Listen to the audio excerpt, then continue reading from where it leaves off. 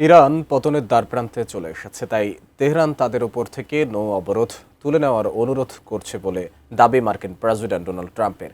এদিকে যুদ্ধবন্ধে মধ্যস্থতাকারী পাকিস্তানের মাধ্যমে যুক্তরাষ্ট্রের কাছে সংশোধিত প্রস্তাব পাঠাতে পারে ইরান।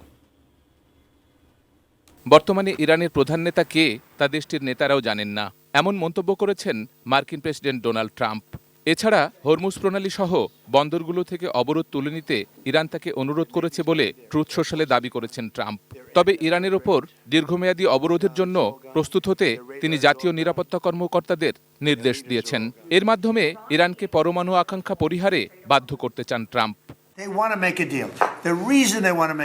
নিজের সামাজিক যোগাযোগ মাধ্যম ট্রুথ সোশ্যালে ট্রাম্প বলেছেন, ইরান পতনের দ্বারপ্রান্তে এসে দাঁড়িয়ে নিজেদের নেতৃত্ব সংকট সামাল দেওয়ার চেষ্টা করছে। ইরানের নেতারাই তাকে দেশটির বর্তমান এই পরিস্থিতির কথা জানিয়েছেন। এমন প্রেক্ষাপটে আগামী কয়েকদিনের মধ্যে পাকিস্তানের মাধ্যমে যুক্তরাষ্ট্রের কাছে নতুন শান্তি প্রস্তাব জমা দিতে পারে ইরান। সিএনএনের প্রতিবেদনে এই দাবি করা হয়েছে। রাশিয়া সফর শেষে দেশে ফিরে ইরানের পররাষ্ট্রমন্ত্রী আব্বাস আরাকচি নতুন প্রস্তাব নিয়ে ঊর্ধ্বতন নেতাদের সঙ্গে পরামর্শ করবেন। এদিকে হরমুজ প্রণালী ব্যবহারের জন্য ইরানকে টোল কিংবা ফি দিতে রাজি নয় উপসাগরীয় অঞ্চলের 6 দেশ সৌদি আরব, সংযুক্ত আরব আমিরাত, কুয়েত, কাতার, ওমান ও বাহরাইন।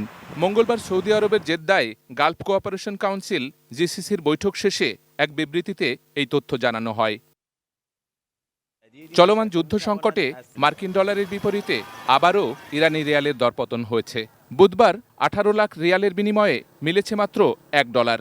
28 ফেব্রুয়ারি 1 মার্কিন ডলারের বিনিময় মূল্য ছিল 17 lakh Real.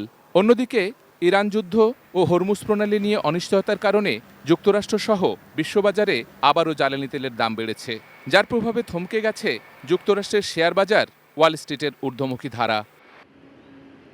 Sheikh Abdus Salam, desk report, ATN news.